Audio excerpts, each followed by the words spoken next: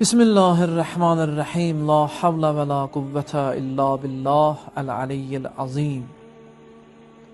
Əziz müsəlman bazı və qardaşlarım, məşhur Məsihi alimlərdən birinin George Jordag adında gözəl bir deyimi vardır, gözəl bir kitabı vardır ki, öz deyimini də o kitabın üzərində nəşr etdirmişdir.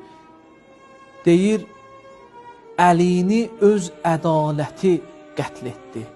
Çox gözəl bir, böyük bir həcmli, ağır çəkili bir sözdür. Həqiqətən Mövlamız əleyhissalamın barəsində nə qədər danışsaq, bir sözlə ağaclar qələm ola, dəryalar mürəkkəb ola, o həzrətin vəsfi barəsində acizdir yazıb sonlandıralar. Bir sözlə Əli əleyhissalamı dərk etmək üçün Peyğəmbərimizi dərk etməliyik. Peyğəmbəri dərk etmək üçün Allahı dərk etməliyik.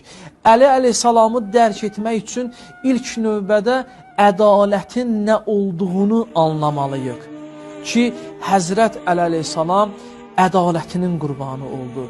Ədalətində o qədər dəqiq idi ki, bəzi günlər, xüsusilə Allah ayında iftar yerinə mübarək qarnına daş bağlayıb yatardı.